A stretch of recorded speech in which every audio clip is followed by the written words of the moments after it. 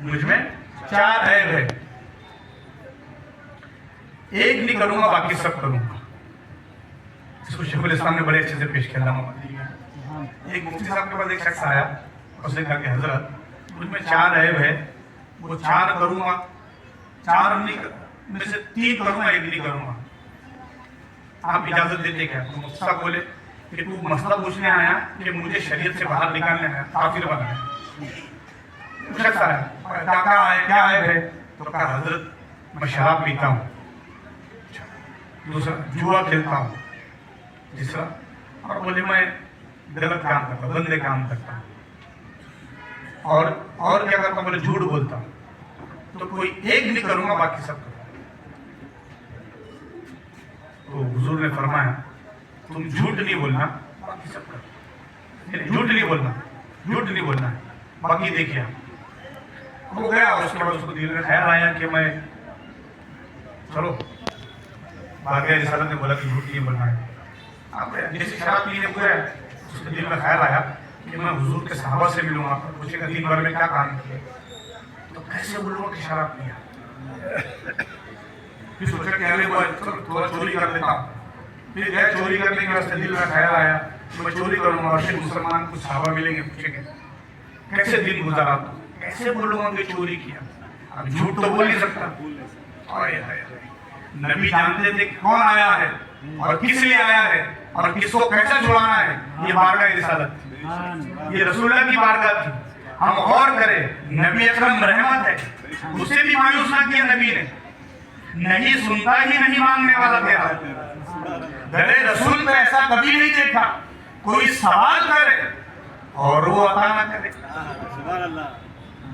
لوگ کہتے ہیں ارے حاتم کی بات کرو، مانا حاتم نے ایسا دیا اور وہ ایسا دینے والا تھا. ایک دروازے سے کوئی مانگنے آیا، پھر بھی اس کی جھولی نہیں بھری. دوسرے دروازے سے آیا تھا، حاتم نے اس کو دوسرے دروازے سے بھی دیا، پھر تیسرے دروازے سے بھی دیا، چوتھے دروازے سے بھی دیا. حاتم ایسا تھا.